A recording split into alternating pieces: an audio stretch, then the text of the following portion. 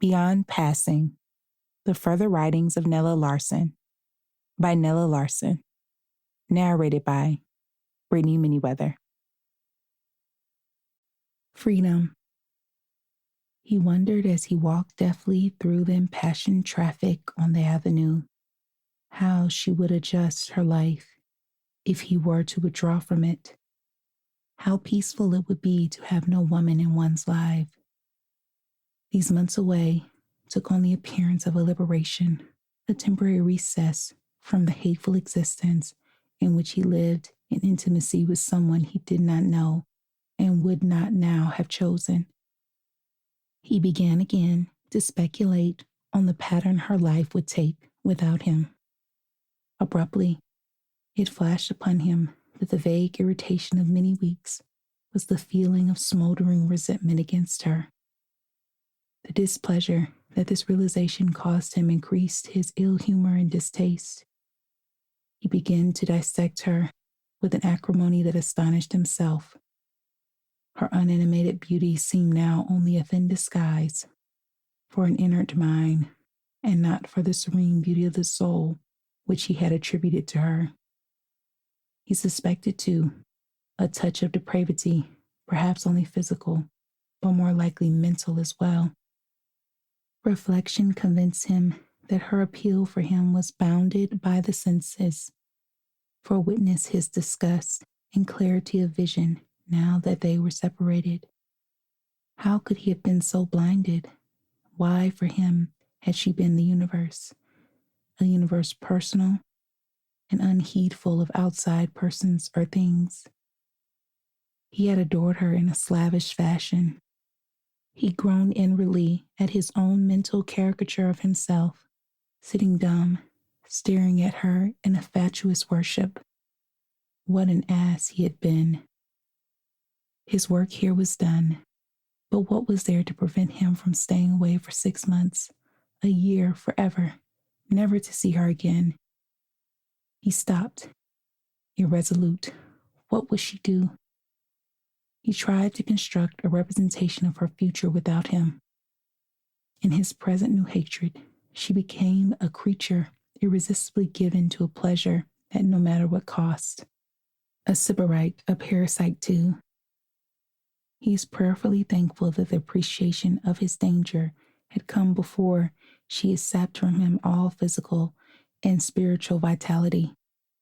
But her future troubled him even while he assured himself that he knew its road, and laughed ruefully at the picture of her flitting from mate to mate.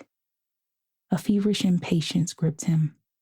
Somehow he must contrive to get himself out of the slough into which his amorous folly had precipitated him. 3 years. Good God! At the moment those 3 years seemed the most precious of his life, and he had foolishly thrown them away.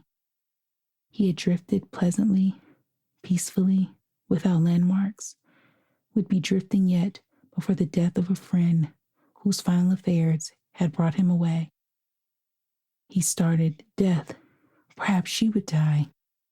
How that would simplify matters for him. But no, she would not die. He laughed without amusement. She would not die. She would outlast him. Damn her. An angry resentment, sharp and painful as a whiplash, struck him.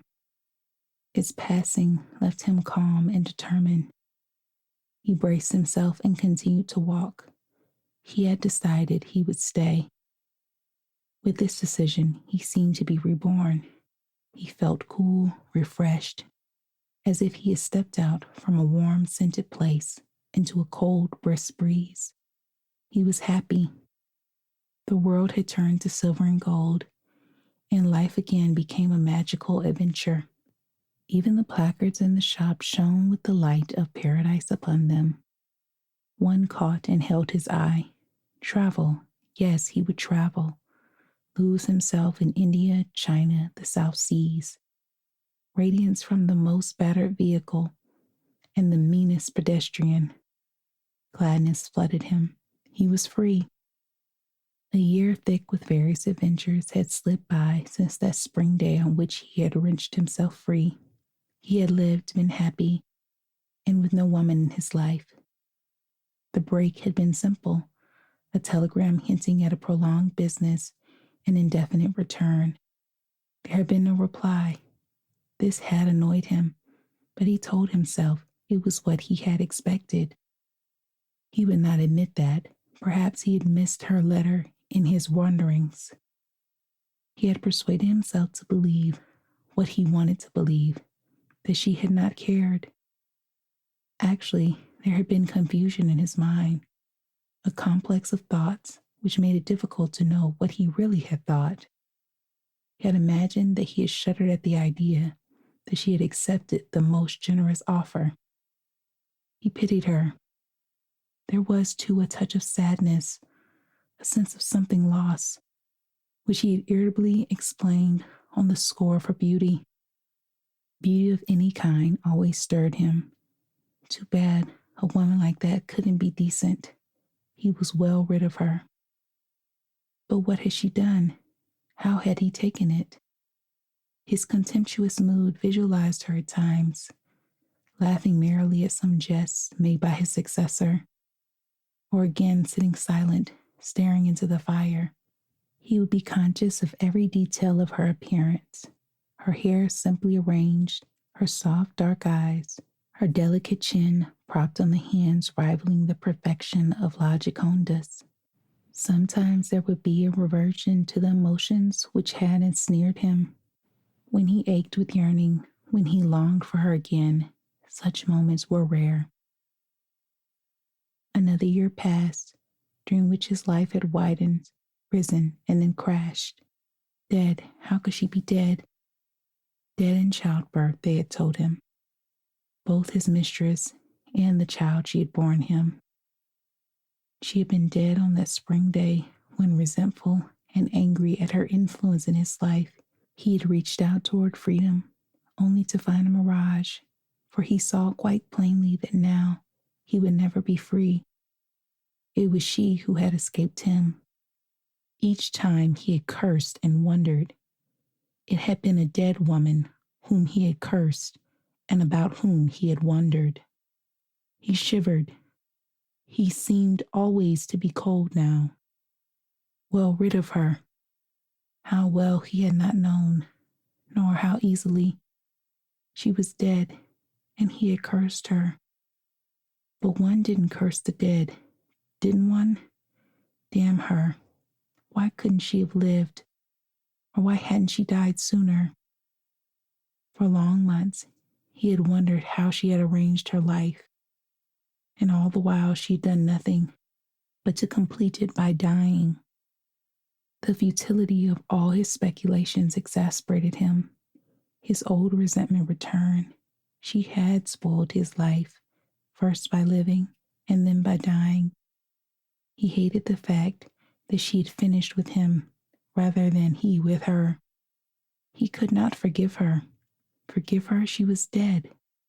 He felt somehow that after all, the dead did not care if he forgave them or not. Gradually, his mind became a puppet to a disturbing tension which drove it back and forth between two thoughts. He had left her. She was dead. These two facts became lodged in his mind like burrs pricking at his breaking faculties. As he recalled the manner of his leaving her, it seemed increasingly brutal. She had died loving him, bearing him a child, and he had left her. He tried to shake off the heavy mental dejection that weighed him down, but his former will and determination deserted him. The vitality of the past, forever dragging him down into the black depression, frightened him. The mental fog, thick as soot, into which the news of her death had trapped him, appalled him. He must get himself out. A wild anger seized him. He began to think of his own death, self-inflicted, with a feeling that defied analysis. His zest for life became swallowed up in the rising tide of sorrow and the mental chaos which was engulfing him.